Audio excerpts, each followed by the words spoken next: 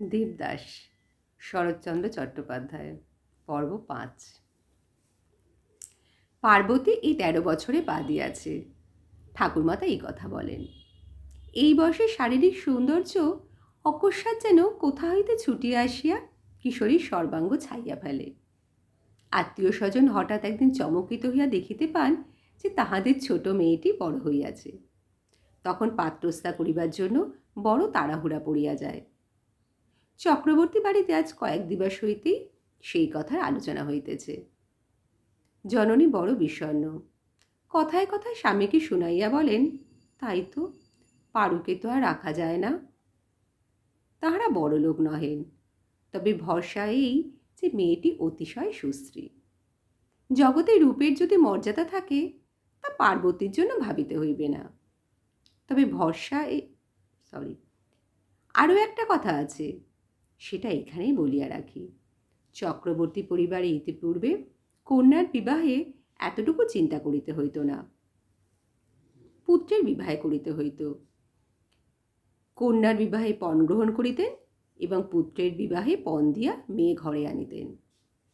নীলকণ্ঠের পিতাও তাহার কন্যার বিবাহে অর্থগ্রহণ করিয়াছিলেন, কিন্তু নীলকণ্ঠ স্বয়ং এ প্রথাটাকে ঘৃণা করিতেন।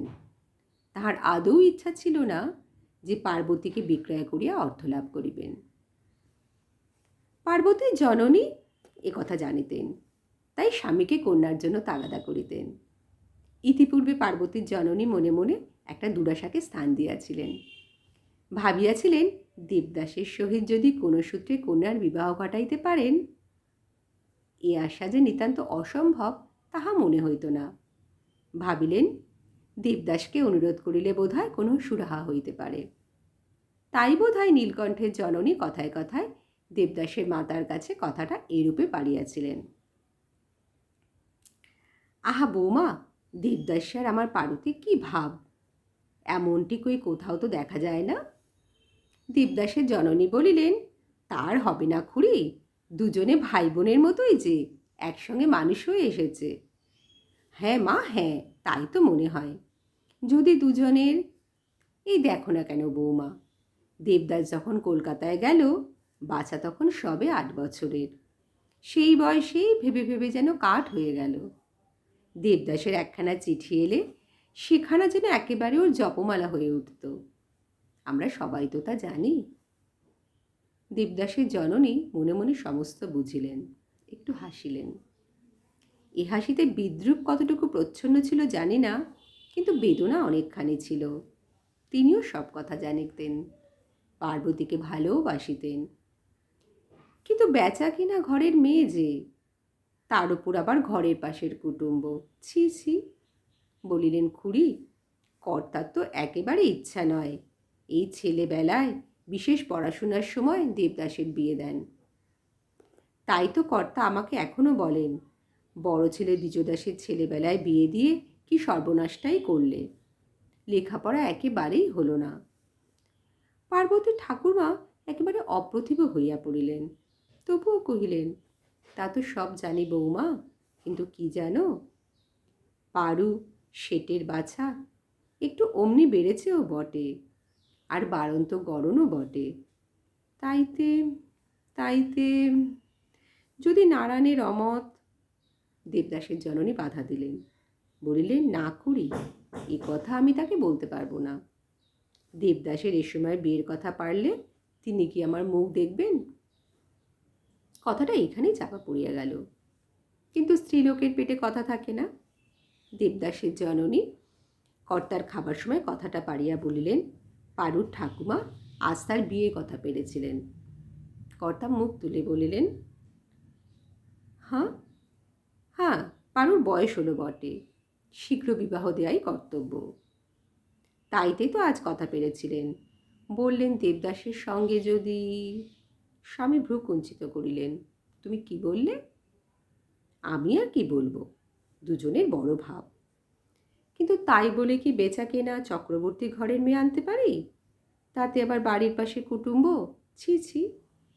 কর্তা সন্তুষ্ট হইলেন, কহিলেন, ঠিক তাই।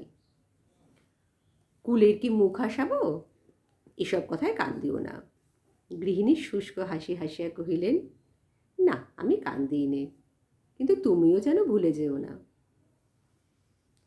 কর্তা গম্ভীর মুখে ভাতের গ্লাস তুলিয়া বলিলেন, তাহলে এত বড় জমিদারি কোন কালে উড়ে যেত? জমিদারি তাহার চিরদিন থাকুক, তাহাতে আপত্তি নাই, কিন্তু পার্বতীর দুঃখের কথাটা বলি। যখন এই প্রস্তাবটা নিতান্ত অগ্রাহ্য হইয়া নীলকণ্ঠের কানে গেল, তখন তিনি মাকে ডাকিয়া তিরস্কার করিয়া বলিলেন, মা, কেন এমন কথা বলতে গিয়েছিলে? মা চুপ করিয়া রহিলেন। নীলকণ্ঠ কহিতে লাগিলেন, মেয়ের বিয়ে দিতে আমাদের পায়ে ধরে বেড়াতে হয় না, বরং অনেকেই আমার পায়ে ধরবে। মেয়ে আমার কুৎসিত নয়। দেখো, তোমাদের বলে রাখলুম, 1 সপ্তাহের মধ্যেই আমি সম্বন্ধ স্থির করে ফেলব। বিয়ের ভাবনা কি? কিন্তু যাহার জন্য পিতা এত বড় কথাটি বলিলেন, তাহার যে মাথায় বাজ ভাঙিয়া পড়িল। ছোটবেলা হইতে তার একটা ধারণা ছিল যে দেবদাদার উপর তাহার একটু অধিকার আছে। অধিকার কেহ যে হাতে তুলিয়া দিয়েছে তাহা নয়। প্রথমে সে নিজেও ঠিকমতো কিছুই বুঝিতে পারে নাই। অজ্ঞাত সারে, অশান্ত মন দিনে দিনে এই অধিকারটি এমন নিঃশব্দে অথচ দৃঢ় করিয়া প্রতিষ্ঠিত করিয়া লইয়াছিল যে বাহিরে যদিও একটা বাহ্য আকৃতি তাহার এতদিন চোখে পড়ে নাই, কিন্তু আজই হারানোর কথা উঠিতেই তাহার সমস্ত হৃদয় ভরিয়া একটা ভয়ানক তুফান উঠিতে লাগিল। কিন্তু দেবদাসের সম্বন্ধে এই কথাটা ঠিক খাটানো যায় না। ছেলেবেলায় যখন সে পার্বতীর উপর দখল পাইয়াছিল, তখন সে পরিপূর্ণভাবেই উপভোগ করিয়াছিল। কিন্তু কলিকাতায় গিয়া কর্মের উৎসাহে ও অন্যান্য আমোদ আহ্লাদের মধ্যে পার্বতীকে সে অনেকটা ছাড়িয়াই দিয়াছিল। কিন্তু সে জানিত না যে পার্বতী তার সেই একঘেয়ে গ্রাম্য জীবনের মধ্যে নিশিদিন শুধু তাহাকেই ধ্যান করিয়া আসিয়াছে। শুধু তাই নয়, সে ভাবিত ছেলেবেলা হইতে যাহাকে নিতান্ত আপনার বলিয়াই জানিয়াছিল, ন্যায় অন্যায় সমস্ত আবদারি এতদিন যাহার উপর খাটাইয়া লইয়াছে, যৌবনের প্রথম ধাপটিতে পা দিয়াই তাহা হইতে এমন অকস্মাৎ পিছলাইয়া পড়িতে হইবে না।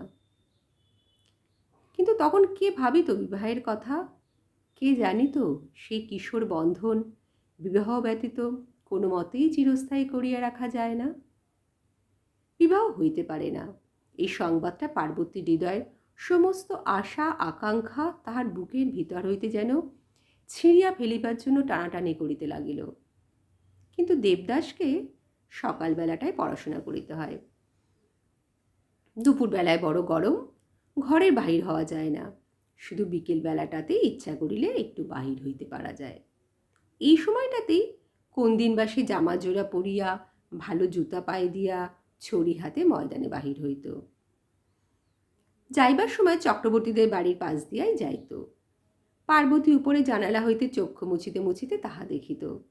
কত কথা মনে পড়িত। মনে পড়িত দুজনেই বড় হইয়াছে।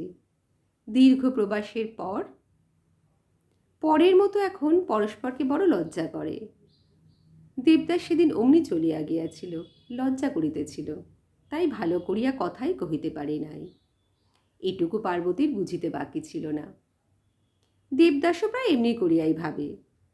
মাঝে মাঝে তাহার সহিত কথা কহিতে তাহাকে ভালো করিয়া দেখিতে ইচ্ছা হয়, কিন্তু অমনি মনে হয় ইহাকে ভালো দেখাইবে।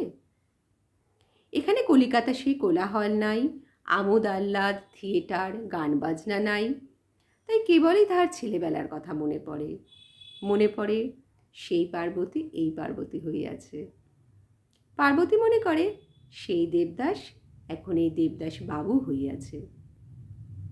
দেবদাস এখন প্রায়ই চক্রবর্তীদের বাটিতে যায় না।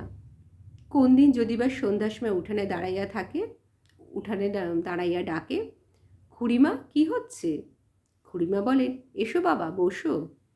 দেবদাস অমনি কয়, না থাক খুড়িমা, একটু ঘুরে আসি। তখন পার্বতী কোন দিন বা উপরে থাকে, কোন দিন বা সামনে পড়িয়া যায়। দেবদাস খুড়িমার সহিত কথা কহে, পার্বতী ধীরে ধীরে সরিয়া যায়। রাত্রে দেবদাসের ঘরে আলো জ্বলে। গ্রীষ্মকালের খোলা জানালা দিয়া পার্বতী সেদিকে বহুক্ষণ হয়তো চাহিয়া থাকে, আর কিছুই দেখা যায় না। পার্বতী চিরদিন অভিমানিনী। সে যে ক্লেশ সহ্য করিতেছে, ঘৃণাগ্রে একথা কেহ না বুঝিতে পারে পার্বতীর ইহা কায় মনোচেষ্টা। আর জানাইয়াই বা লাভ কি? সহানুভূতি সহ্য হইবে না, আর তিরস্কার লাঞ্ছনা, তার চেয়ে তো মরণ ভালো।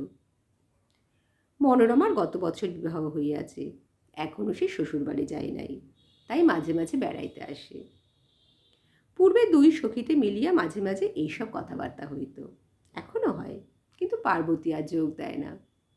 হয় চুপ করিয়া থাকে, নয় কথা উল্টাইয়া দেয়। পার্বতীর পিতা কাল রাত্রে বাটি ফিরিয়াছেন। এ কয়দিন তিনি পাত্র স্থির করিতে বাহিরে গিয়াছিলেন। এখন বিবাহের সমস্ত স্থির করিয়া ঘরে আসিয়াছেন। প্রায় 20-25 ক্রোশ দূরে বর্ধমান জেলার হাতিপোতা গ্রামের জমিদারি পাত্র। তাহার অবস্থা ভালো, বয়স 40-এর নিচেই। গত বৎসর স্ত্রী বিয়োগ হইয়াছে, তাই আবার বিবাহ করিবেন। সংবাদটা যে বাটির সকলেরই চিত্তরঞ্জন করিয়াছিল তাহা নহে, বরং দুঃখের কারণই হইয়াছিল। তবে একটা কথা এই যে ভুবন চৌধুরীর নিকট হইতে সর্বরকমে প্রায় 2-3 হাজার টাকা ঘরে আসিবে, তাই মেয়েরা চুপ করিয়াছিলেন।